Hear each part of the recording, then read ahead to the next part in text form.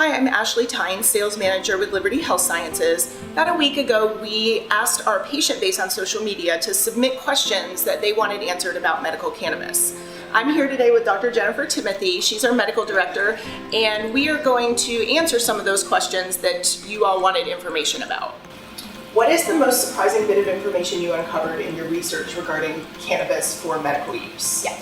So I would say it's not so much in my research, it would be more in what I have been able to experience as a medical director of Liberty Health. So I've been able to go to different physicians' offices and actually sit down with the patients and talk to them. And it's amazing to me how many of these patients have found so much relief for conditions that, they've been taking chronic narcotics for and they haven't found any relief.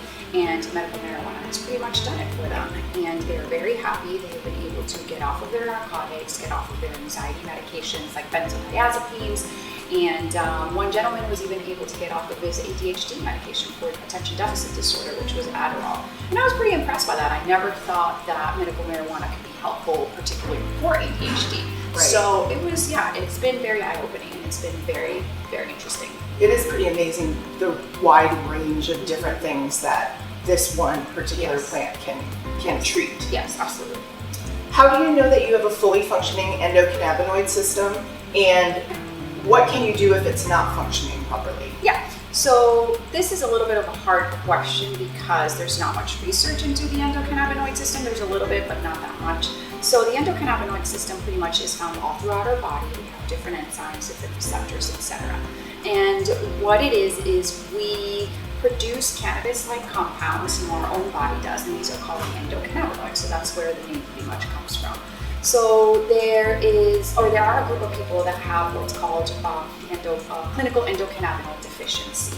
And what that means is, or what the theory says, is that these people are going to have certain conditions and certain symptoms. And these symptoms are related to certain conditions that are fibromyalgia, migraines, and irritable bowel syndrome.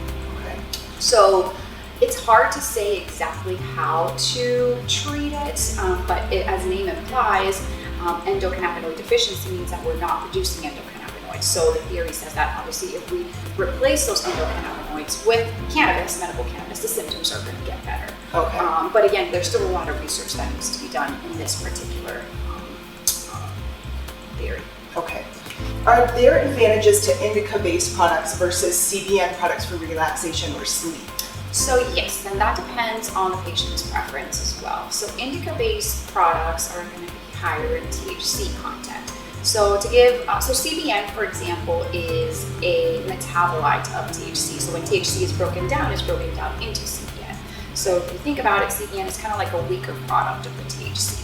So THC has a lot of psychoactive effects that some people might not like and might not enjoy. So that's when CBN products are going to be more helpful for these people.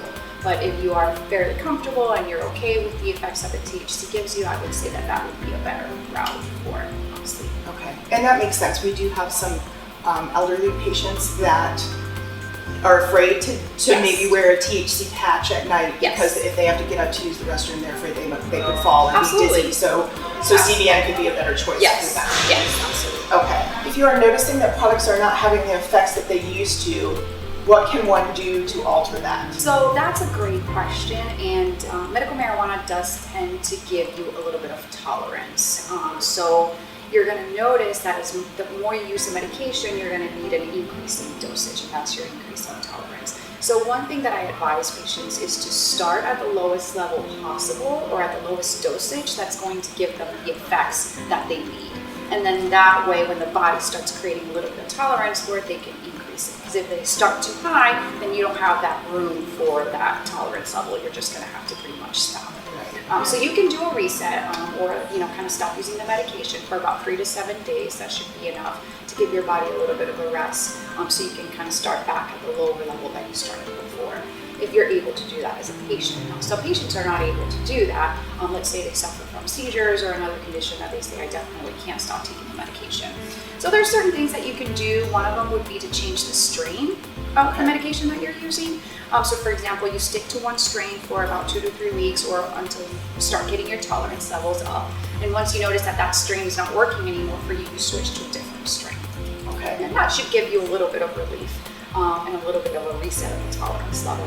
And another thing that you can do is change the route of administration. So for example, if you're normally vaping to get the results that you want, maybe you might want to stop vaping and switch to a different route, like an oral route. Okay.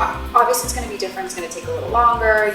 There's things that to bear in mind, but it can give you, so it'll give your lungs a little bit of a rest, and it'll work in other receptors as well. So, it can work, it cannot, but it's a good way. You absolutely cannot stop taking the medication. Okay. What form and route of cannabis would be the most effective for sleep? So for sleep, it's going to be a THC, most likely indica-based product. It's going to be the one that's going to be most helpful. So for sleep, it depends on the patient. So let's say the patient is having problems falling asleep. So if you have problems falling asleep, you would want to use the vaping route because you get the symptom of onset a little quicker. Now bear in mind that vaping, the onset or the durability of it is going to be a lot shorter. So it's going to be, let's say, about 45 minutes to an hour. So if your problem is staying asleep, then obviously that's not going to be your route of choice. You're going to want to have something taken orally. But then you have to bear in mind that when you take something orally, it's going to take a little bit longer for it to take effect, but it's going to last longer. So what you can also do is if you have problems with both, you can vape to, kind of make you a little sleepy, and then you can take the edible as well, obviously before you vape, in order to keep that. Okay. So just finding that combination of things that's right for you. Correct. That is gonna, because we do hear that complaint a lot. Mm-hmm. It's either falling asleep or staying asleep for the duration. So Yeah, absolutely. What is the difference between renewing your medical marijuana card and renewing your recommendation? Yes, so in the state of Florida, you need a medical marijuana card in order to be able to purchase and in order to be able to possess medical marijuana. Okay. And you get it by, you go to a qualified physician, they evaluate you, they say that you have one of the qualifying conditions for which you can use a card, and they register you for it, and then the doctor will also give you a recommendation. So that's based on what your condition is and based on what types of products you need and what type of relief you're looking for. So the recommendation is going to pretty much have the total amount of medical marijuana that the doctor pretty much recommends. So if you don't have that recommendation, you're not able to go to the dispensary because they're not going to dispense you the medication. So you pretty much need both in the state of Florida. Okay, and how often do you have to renew your medical cannabis card? Every year. Okay. Yes. And then the recommendations for physicians, it depends. Every physician is different. So it depends on, how many times they want you to go to kind of, like change the medication or anything like that, how much it lasts you. So that's a little bit more variable. Describe the benefits of the entourage effect from a medical perspective. Yes. So let's start from explaining a little bit about medical cannabis. So cannabis has different compounds, cannabinoids and terpenes, among others.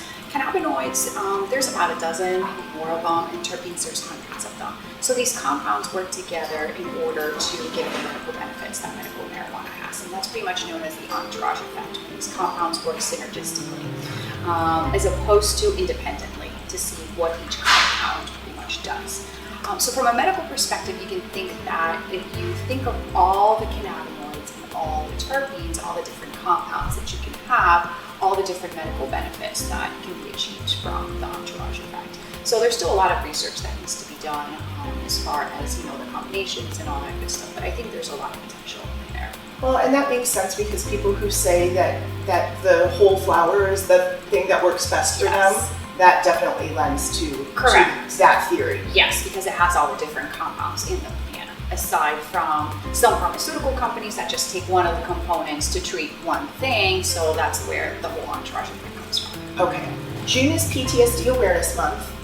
What products have you seen physicians recommending for patients with PTSD? Yeah, so physicians have told me that mostly balanced product as well as higher CBD content products are going to be a little bit more helpful for patients that have PTSD. Okay. So now bear in mind that every patient is different, so there are some patients that are going to have used medical marijuana before or recreational marijuana before, and they know that the THC content is not going to be detrimental to them.